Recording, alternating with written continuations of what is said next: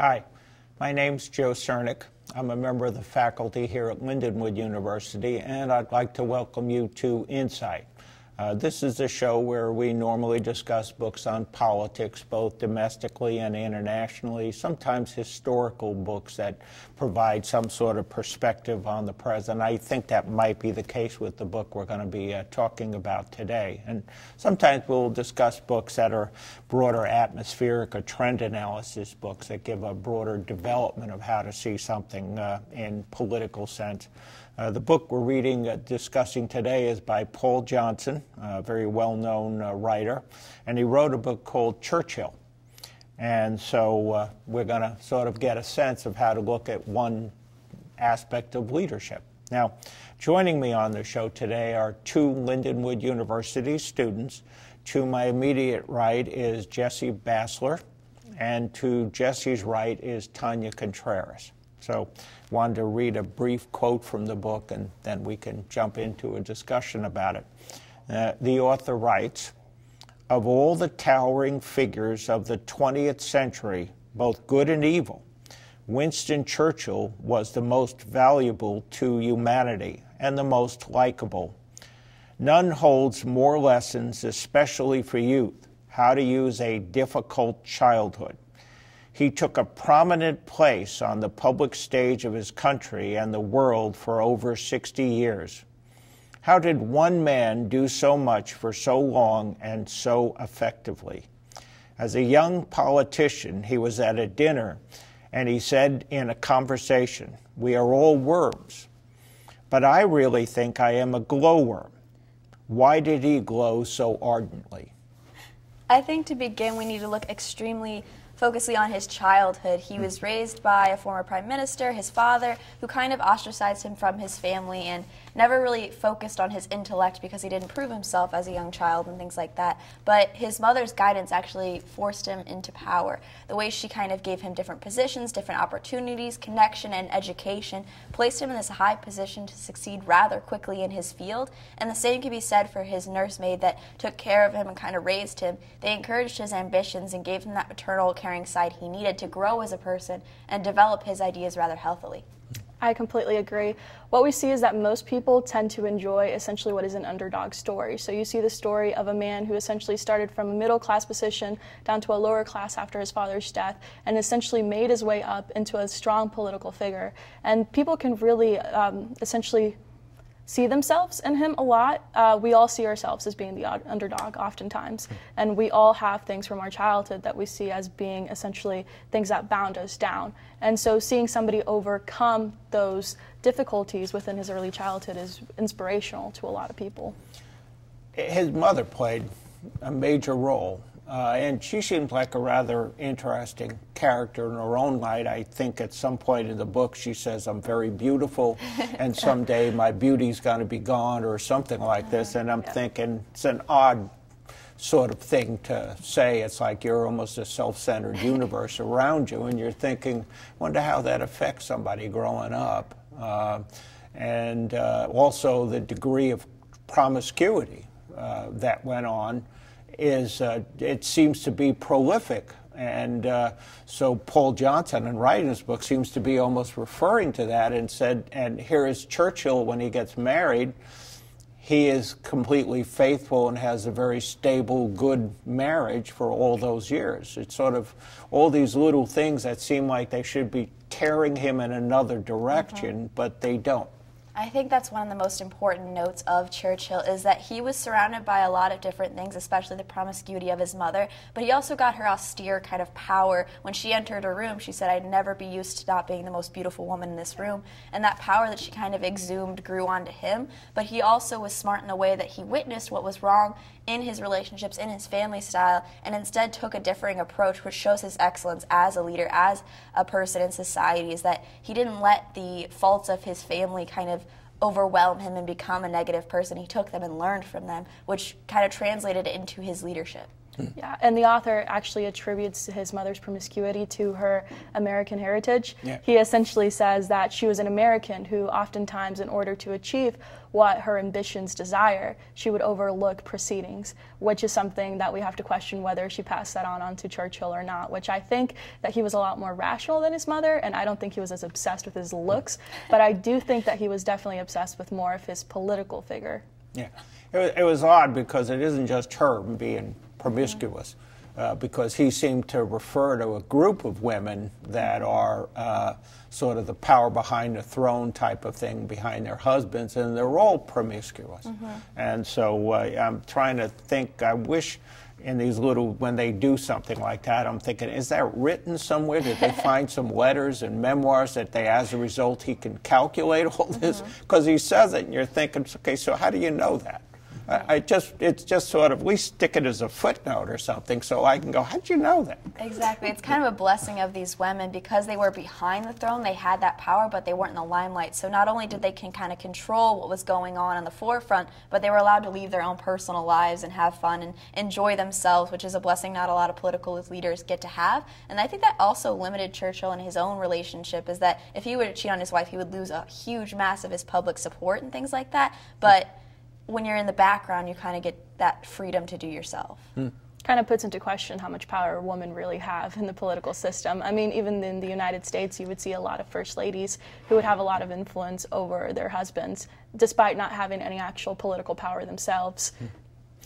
The other thing I thought was interesting, he referred to the idea that the amount of writing he did, because again, that was sort of one of the things about his mother. So when he is going on his adventures around the world, well, joining the military, being shot at, being made a prisoner of war briefly, and then he writes accounts about it, and his mother sort of opening up the door to his ability to publish, and as a result, that helps his income, because then through the course of his life, he's going to be dealing with the Great Depression that hits in the 30s, and lots of these families are going to lose their money, and he's able to make money through his writing. I know I keep putting aside his account of the Second World War, and it's multi-volume, and it's like one of these things I'm going to finally get around to, because as I'm getting ready to do this book with you, I pulled it off the shelf and said, okay, here are the volumes, and I keep wanting to read it. Yeah.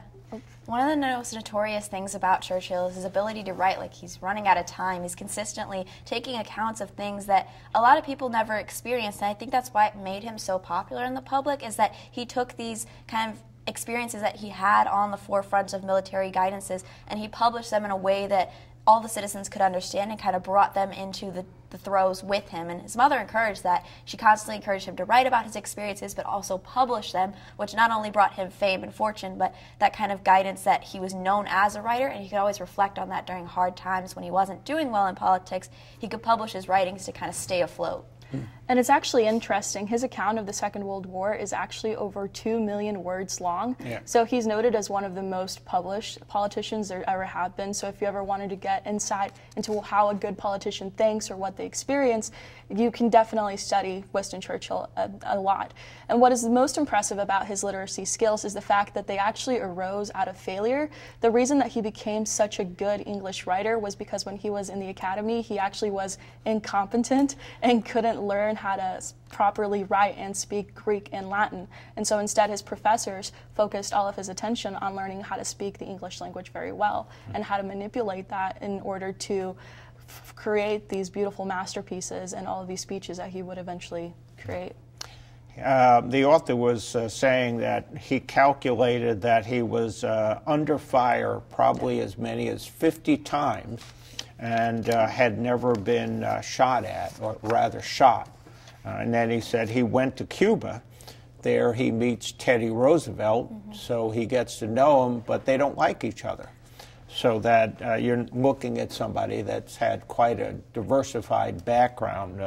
The author sort of felt he was an atheist, but wouldn't publicly say anything simply because he knew that would be politically damaging. But you don't get the feeling that he has sort of any religious feeling about him. Exactly. One of the most wonderful things about Churchill's ability to kind of bring everyone into his side is that even if he was disagreeable with Roosevelt, because he was such a strong, independent person that always spoke his mind, was very blunt, he still understood that there are limitations to ignoring political correctness, and that's mainly the reason he never did come out as an atheist, is that he understood that the majority of his supporters and the people in Parliament were religious, and he had to kind of fit into that mode, which is rare for him to kind of assimilate to what people expect him to do. He was very rambunctious, he always was very blunt in his speeches and things like that, but he understood the limitations of you have to have people at least support you in some manners to get your entire point across. Yes, and in fact, when you actually look at a lot of historical figures,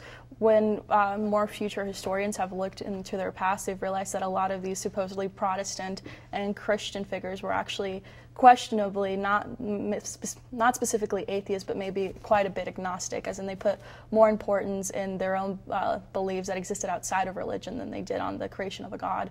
And we also see a lot of older philosophers who would be questionable of how religion works, that would never outright say they were atheists because they were so afraid not only for their political life, but for their actual personal lives.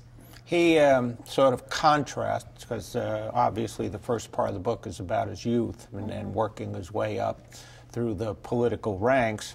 And so he's saying that we always have images of Churchill later on in life where he looks like he moves very slowly, as opposed to how energetic he was so much earlier on when he was captured during the Boer Wars. There were posters out that said wanted, and so he had to escape and make his way sort of hiding there. And he was a fencing champ, and he played polo and won trophies doing all this, so that the idea of seeing him as where he is when he's younger, as contrasted with the image we have of him during the Second World War, sharp contrast. Exactly. In his youth, he's described as a very rambunctious individual, constantly full of energy, but I think that's an issue that people kind of undermined him over as he got older, as people thought he was slowing down, he was becoming more relaxed, that he should have gave power to someone younger and more vivacious. But one of my favorite quotes that he said is that why waste energy if you're not sitting, you should be sleeping, and why stand when you could? Because if that conservation of energy actually focused into his power politically, he spent all his energy speaking, thinking over things. He had a great intellect, and I think that people mistake that he wasn't physically active or he wasn't mentally active. He was still very energetic throughout his life. He simply just wasn't using the energy in physical mannerisms. In fact, a lot of his energy was actually going into a lot of the speeches that he would give in order to evoke emotions and feelings of integrity within the people during World War II and during the conflicts that came right after the wars. We also see one of the major reasons that the author thinks that Churchill was such a successful leader was the fact that he always got his priorities straight, but was also a great example of how to be essentially productive within the government. And so you have to have energy to put forward that sort of production, and it doesn't leave much time for more enthusiastic, fun playtime. The notion of his speeches, they refer that later on he starts to use pure oxygen and takes it before speeches, and so apparently then that helped him to sort of make a good presentation in how he did his speech.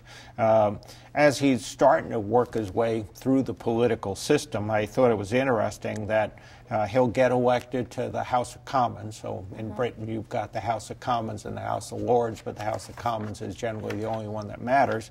But he had this odd statement after he's coming back from overseas one of his times, and he's saying, "I have a keen aboriginal desire to kill some of these odious creatures.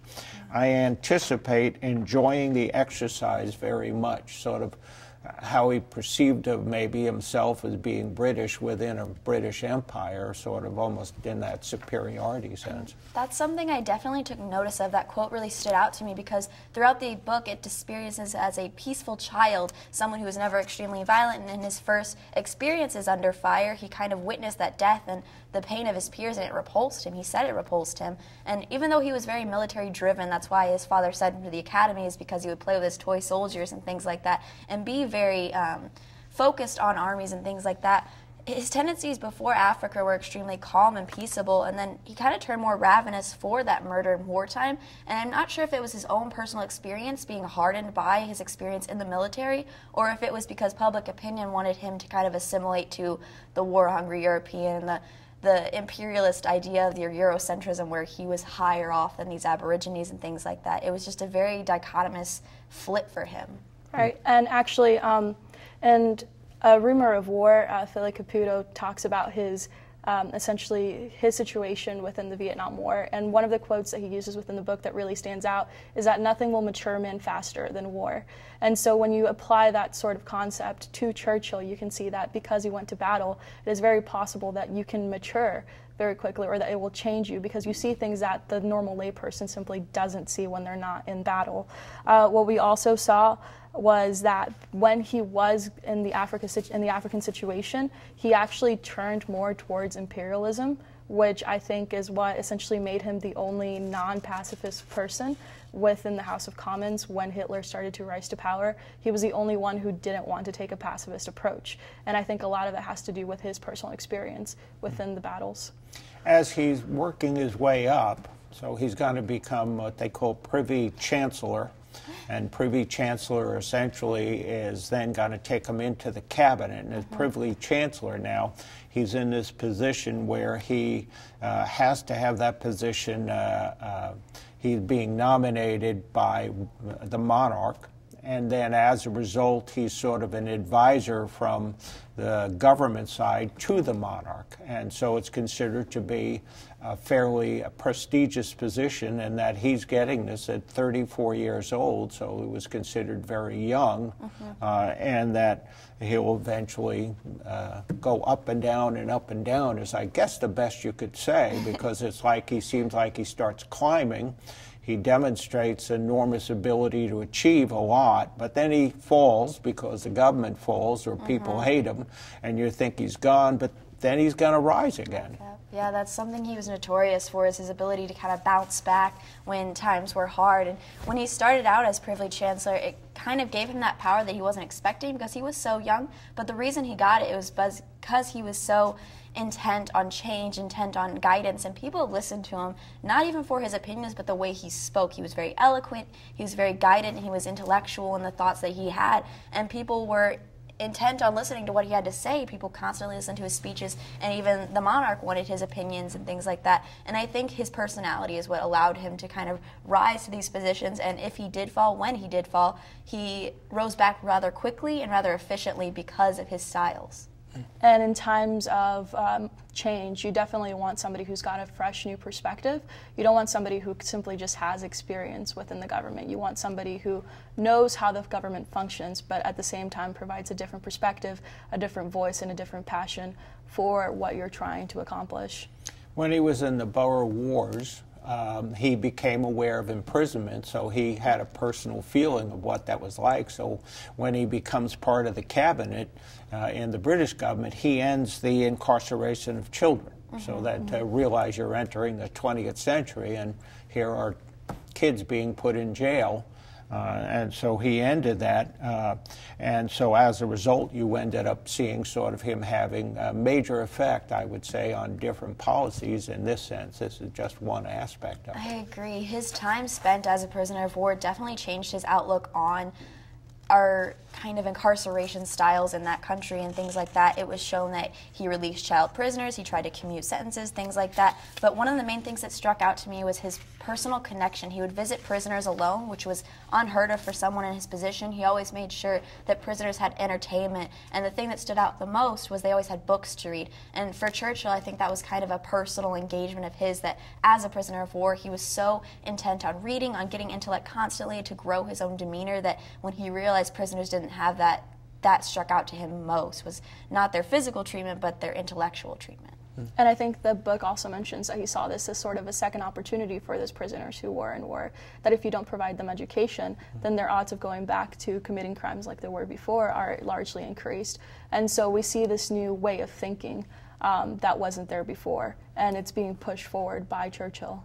He's part of the Lloyd George government, so this here at the beginning of the 20th century, and Lloyd George is prime minister, and you're having him as a major supporter of taxing the landed aristocracy, which is an enormous fight that will go on.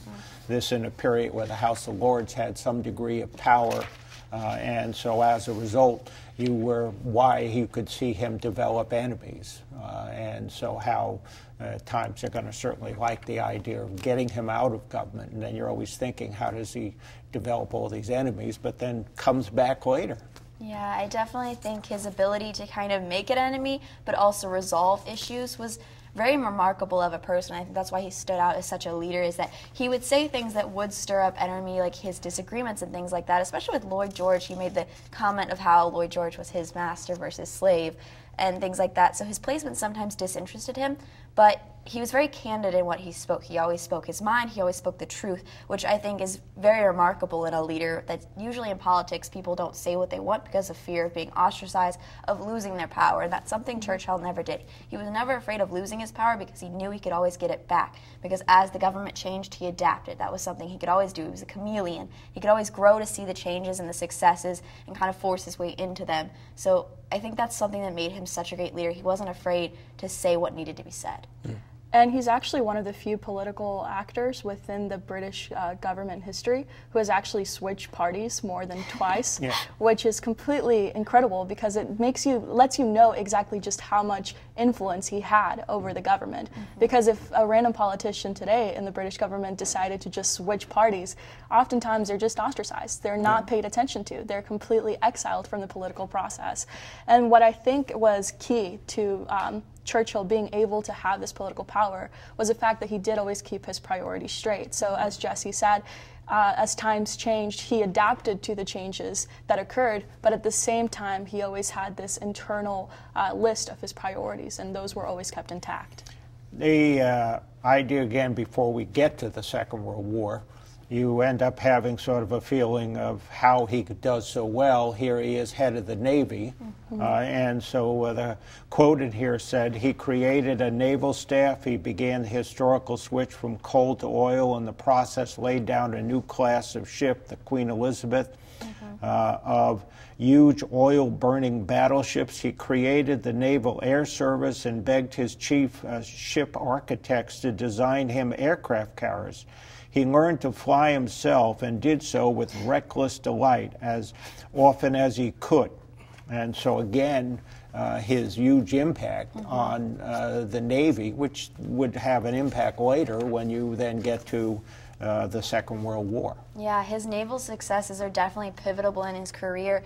He received kind of a refreshed start, a new vigor when he joined the Naval Army and had the great success that he did. He understood the ramifications of the navies, and their increase in technology was all under his hand, and the guidance that he had actually led to a lot of ramifications and success of Britain in the world wars and things like that, because he saw it as an opportunity for growth, but he was also a leader that stood by with his men. Like you said, he learned to fly, he learned to sail, he always knew what the people he was commanding were going to experience, and that's why people trusted him. They didn't see him as some third-party horse that was just giving orders. He always was next to his men in uniform, leading on with them, and I think that's why people trusted him so much. And essentially, he was never seen as the boss. He was seen as the leader, which there's an incredible difference. Like Jessie just pointed out, he was never simply just giving out orders. He was there alongside his men, and because he had experienced similar things to his men, he knew exactly what the dangers were of his decisions, which I think a lot of politicians, especially those who lack military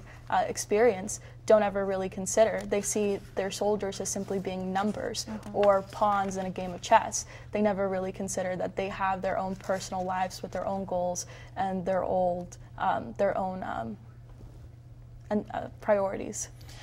Sort of then we get to maybe I think was one of the main critical questions. He says, was his leadership essential to the survival and eventually victory in the Second World War? And his answer is going to be yes, that you needed him as opposed to anyone else. So I definitely agree. He was almost superhuman in this stance. He understood the ramifications of World War II before they even happened, and that kind of helped Britain and America's success against Hitler. The tendency of the Brits that during this time was to kind of dismiss Hitler as an outburst, as a power gathering that would be a meager adventure and it would fizzle out pretty quickly. But Churchill kind of anticipated his success, and they were extremely passive in Hitler's actions. They didn't see him as a threat until his armies kind of struck the surrounding nations. And so as he saw that growth, he realized that a small mistake on his part could destroy a massive Britain. He brought up the bombing of London and kind of knew it before it was going to happen, saying that if an air attack was to strike, it would be devastating to our nation.